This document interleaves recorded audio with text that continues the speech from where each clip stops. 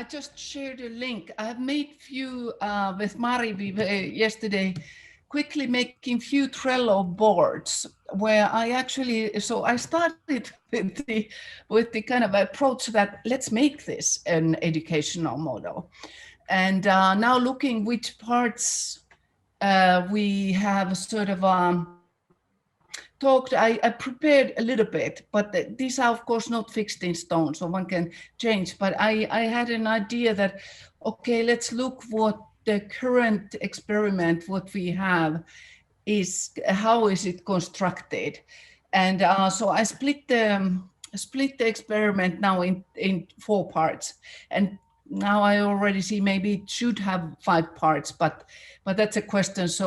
So I thought we could split into groups so that we would have a breakout rooms where I have to ask Lucas to either do randomly or then assign people manually to certain groups. And we have here now Trello boards on background. So basically understanding CRISPR, then preparation phase, which is the dirty clean water and potentially also the in silico discussion, then CRISPR in vitro, which we haven't yet done, and then wrap up.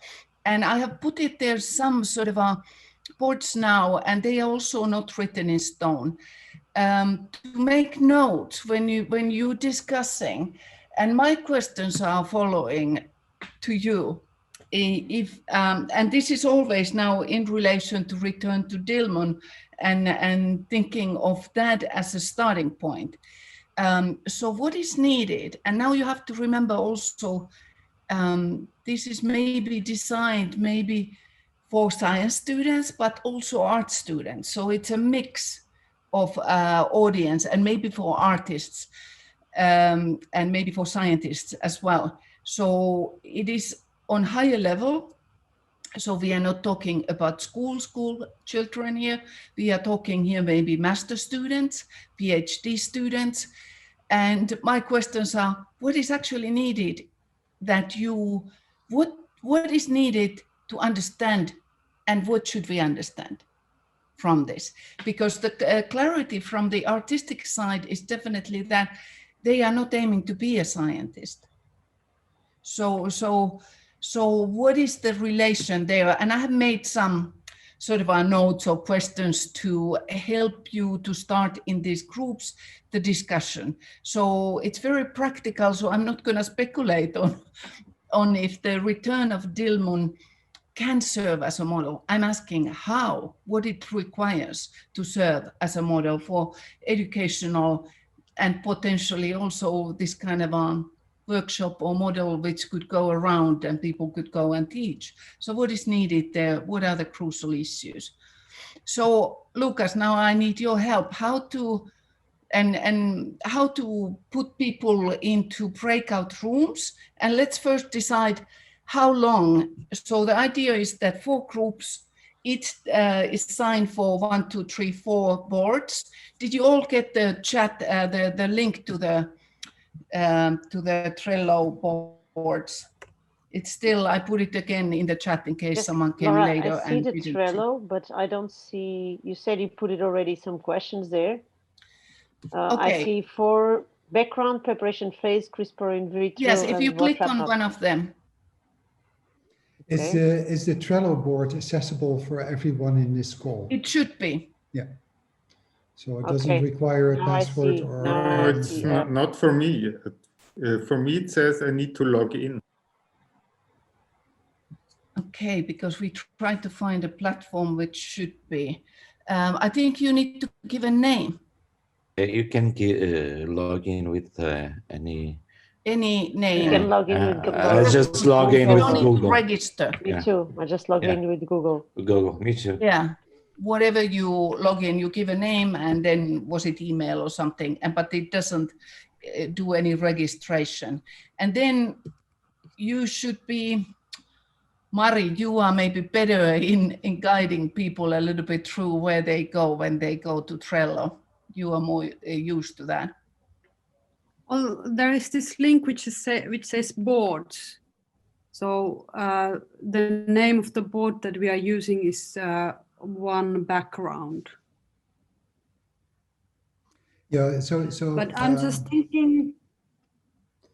There is 4 boards: background, preparation phase, CRISPR in vitro, which may contain the larger part, and then wrap up. And what was the 5th board you were also mentioning, Laura? Yeah, no, there's 4 boards at the moment, but I kind of was thinking that the preparation phase, if you click on the preparation phase board, you will see there the first part, the small kind of board I have made into their protocol of lab pre-experiment. So clean, dirty DNA, RNA, and with the PCR, and then work in silico code. And I'm not like those could be even separate boards. As a sort of a 2 pre-work phases, but maybe they can be here in the same. Just a group who is maybe working on them could think about splitting. And in every board now is the same structure. So first you have, I had this was my thinking. You don't need to follow this, obviously. That the first board, like in this one protocol of lab, you put the kind of basic steps, what is needed to go through that if you're teaching it. So what needs to happen? And in the detailed notes, you can put more stuff into it and detailed notes and comments. In the materials, I thought one can, if you want, and you don't need to fill all this. This is just a guide for you, maybe. So in the materials, you might have materials and equipment, what's needed, and practical issues, for example, which I think is a crucial in this, if one designs it as a sort of educational thing, is an estimation of time. How much time will that need? And in the last one, you see there's concerns, concepts, questions, and then you can add any other list here. You see a plus after that. Now, if you click on any of these, let's say practical issues, so required time in different steps, you can put there. So activity, as I understand it, again, Mari, you might be better in guiding, but when I was looking at this actually more yesterday than before, activity seems to be commentary. But maybe the groups can do descriptions, or you do your own listing. These were just sort of a guide for you to work on the groups, where to start, what could be important questions. Yeah. Yeah, these are questions.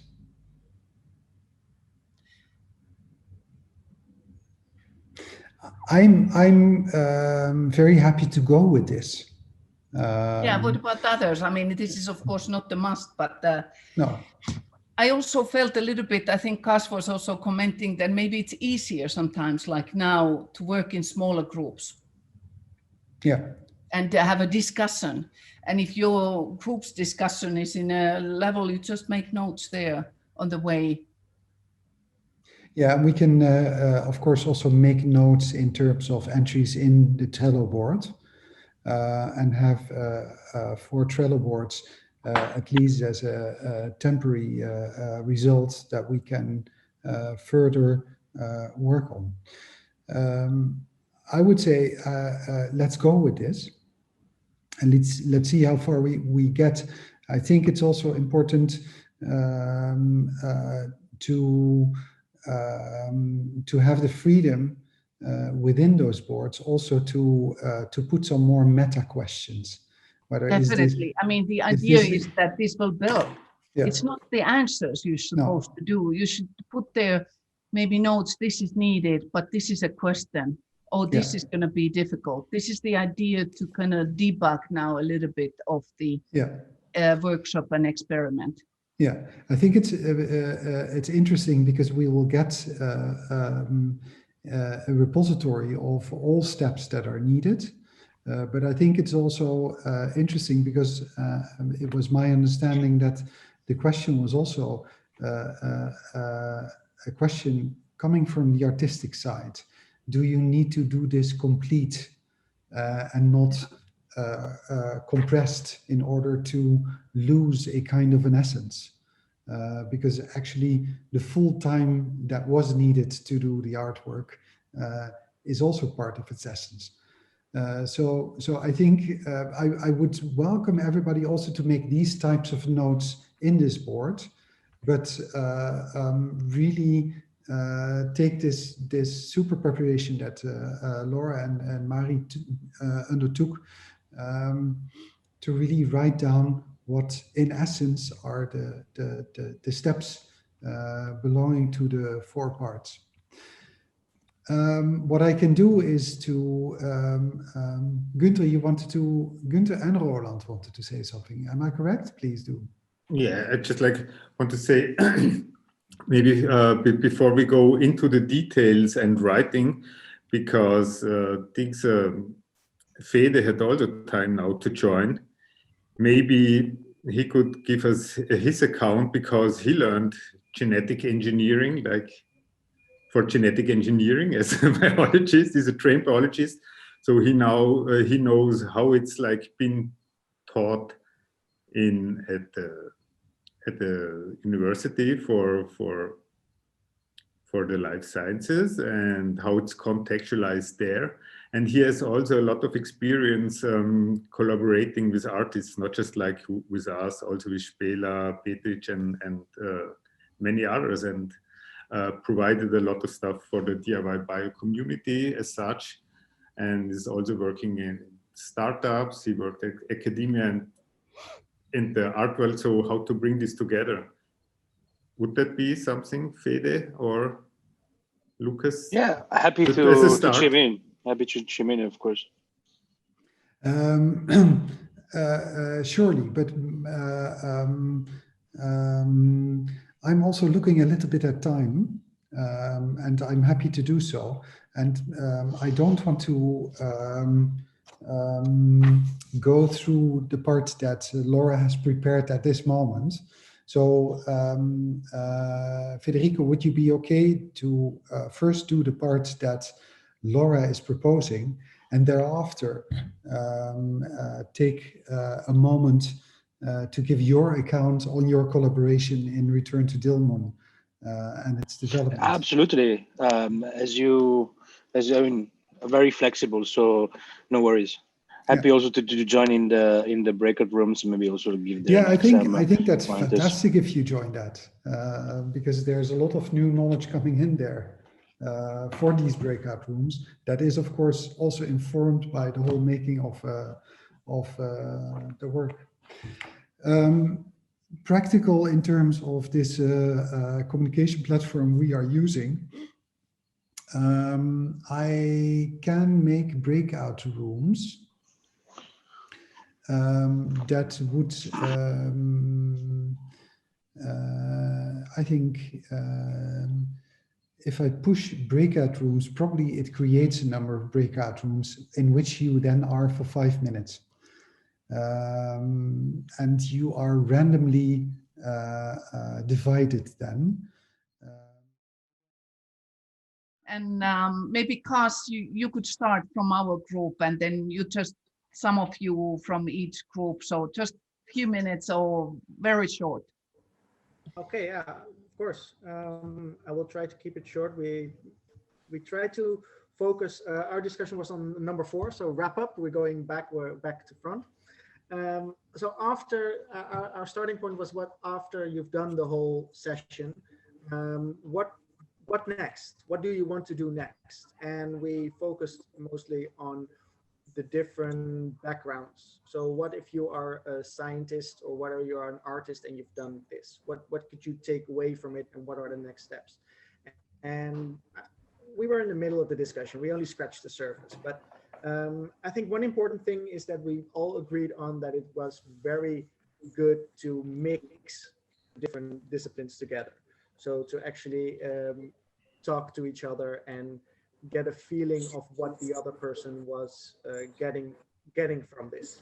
And we felt that both they were benefiting from this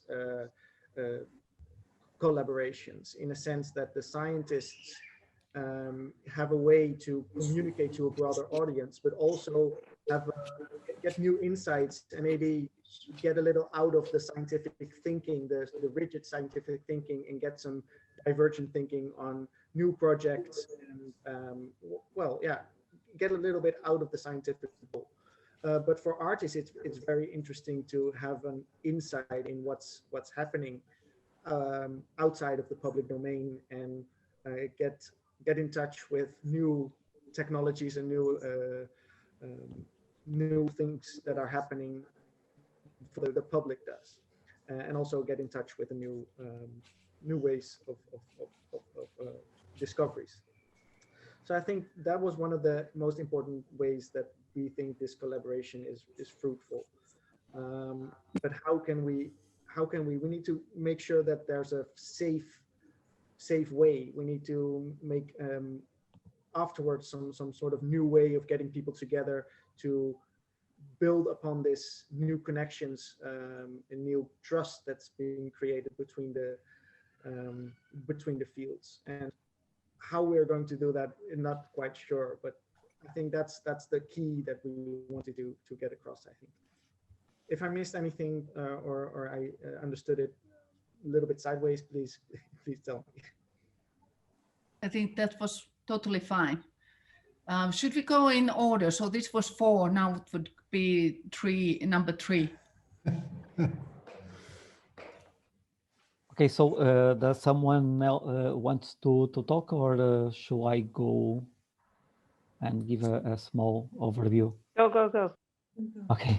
Yeah. So one thing that we identified, and basically this is the CRISPR in vitro, and it's the flow of the information from the explanation of everything and the real stuff that is going on in the lab. And one thing that we identify is that maybe the metaphors that we are using are not very helpful to go to the reality of the lab. One example to illustrate this is, for instance, using scissors to cut DNA to basically to show what CRISPR is doing, and that's now I realize that actually that's not a very good metaphor, and the lab is much more messy, much more chaotic and invisible as well, because at the end of the day we are passing some solutions to other solutions, and I think it should be important to improve this.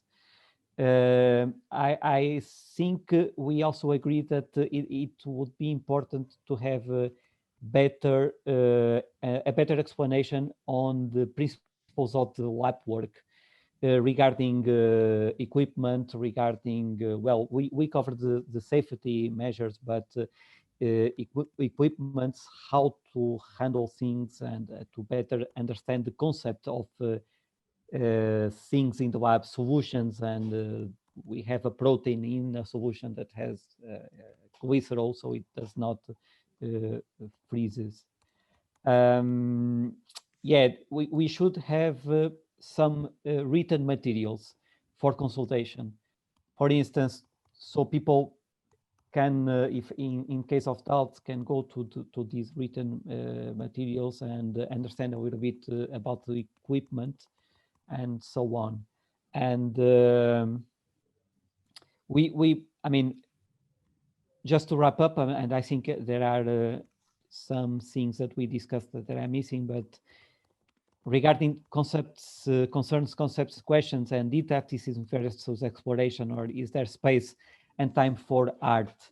And we were talking a little bit what was the intention of giving this course, and basically is to settle the basics on certain methodologies, and the analogy that we generated was like a hammer and a chisel, right? We are showing how to use this, not hammering the hand, right? Basically, we must follow a certain kind of rules, and maybe there's not much space right now for the unexpected, but because what we are trying to offer is some reproducible ways to change things in another way, and then you can jump to the exploration and the experimentation and yeah.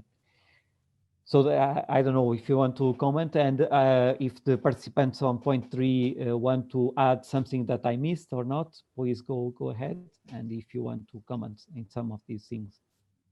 Once we're running out of time, I think only the ethical side was missing out of your discussion, but everything we wrote as much as we could, don't worry. Right. We wrote as much as we could in topics, of course, because we're also counting time, but we try to explain what we talked about in topics in Trello, and we thought about time for the protocol and for all the steps was needed. We needed more time if we are developing this into a didactic tool.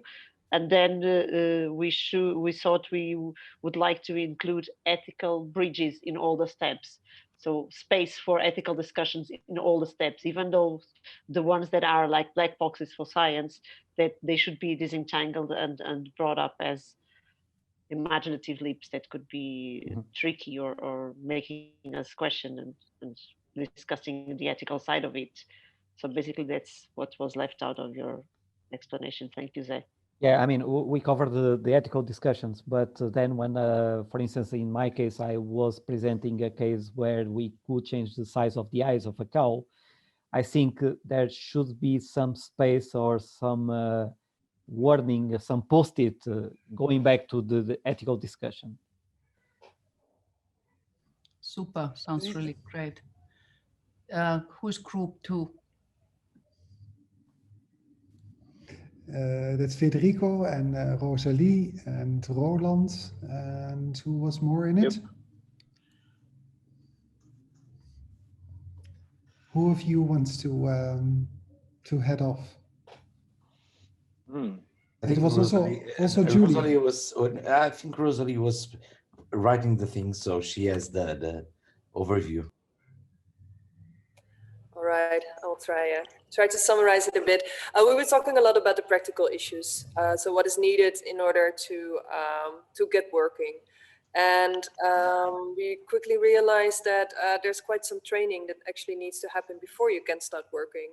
Not only in terms of how to work clean, but also how to prepare a gel and all those kinds of things. And you should really try to maybe test it out a bit beforehand, before actually started. So a training should also be part of the material in a way.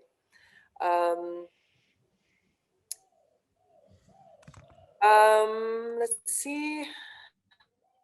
Yeah, one other thing that we talked about very briefly is the language of the course, if it should be applicable for both artists and scientists. And maybe we should have like 2 types of languages being infused so that you can read it both from a non-technical perspective and then go into depth further in order to really speak to maybe 2 different kinds of brains and experiences. Let me see.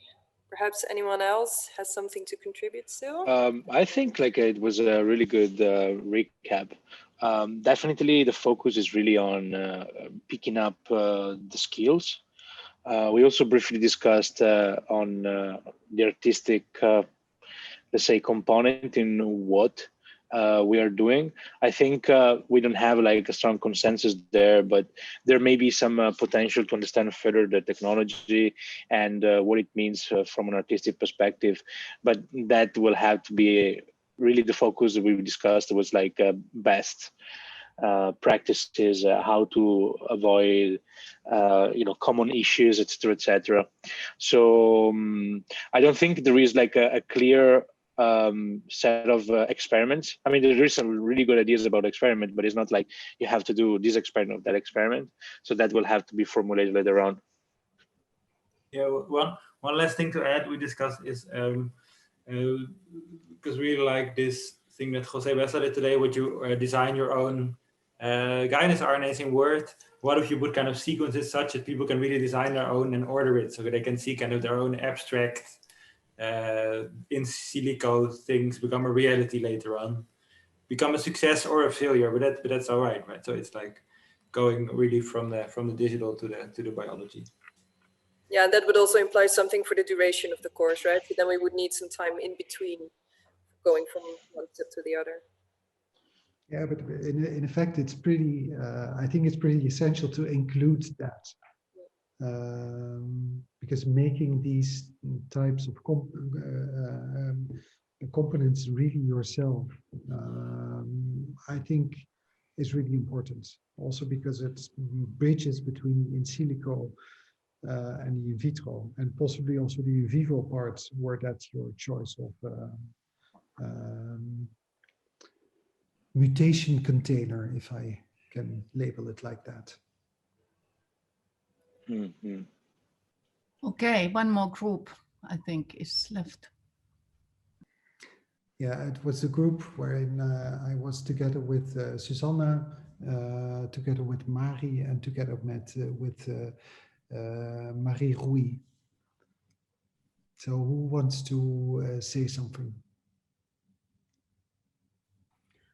Well, we talked a lot about kind of like what you need to understand during this or through this workshop, what you can understand.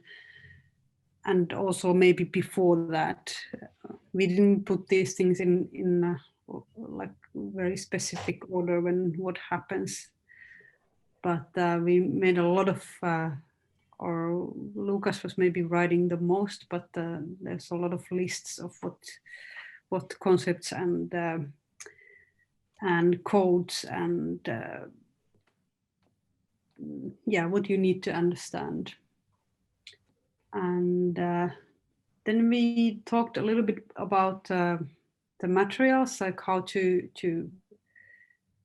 actually make this, but not very in depth. Also the practical aspects, we didn't go very in depth about those. And yeah, then we discussed about the yeah, in quite length we actually discussed about the artistic or scientific approach and how those approaches basically can disappear in this kind of work. Yeah, or in part get integrated, huh? Yeah.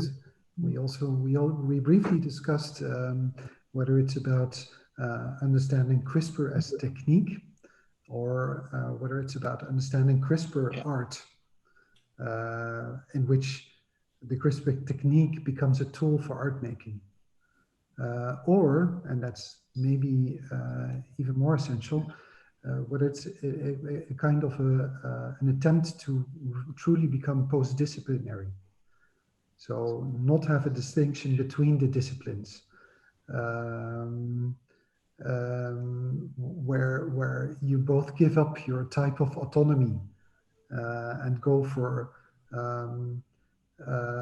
several different strategies of knowledge production in understanding how we can work with these types of mutagenesis techniques.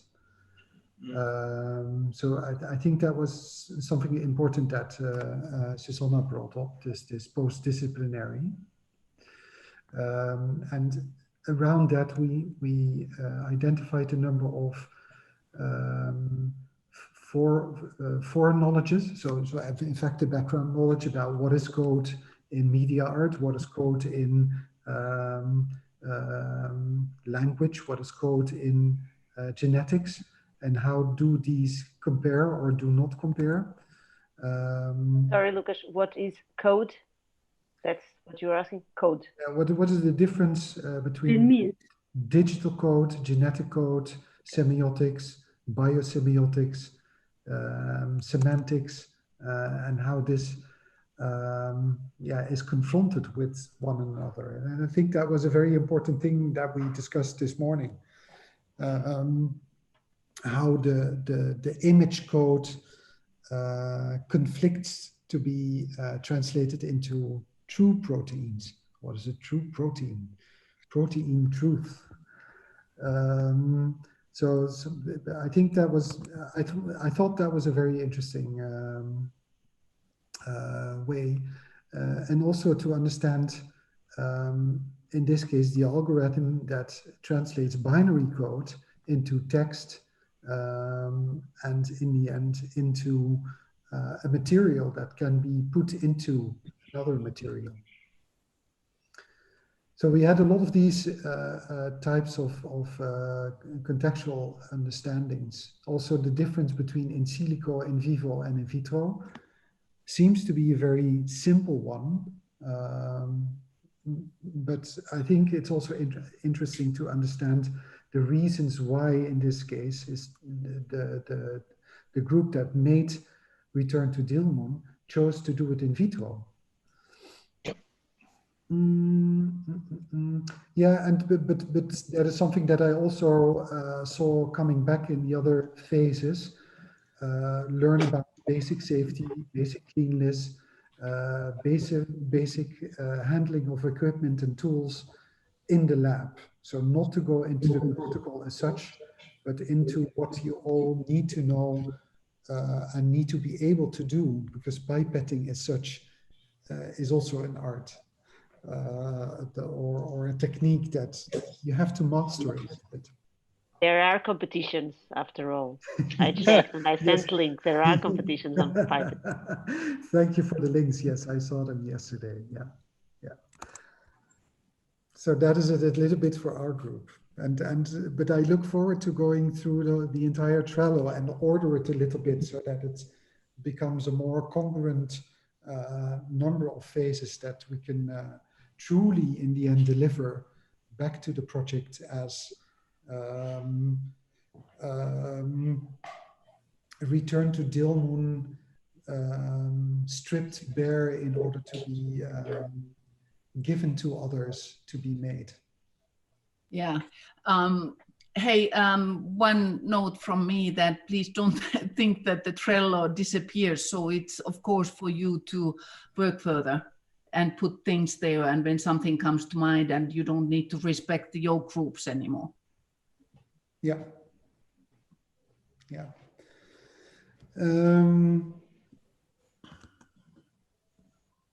Are there any other comments of others at this point?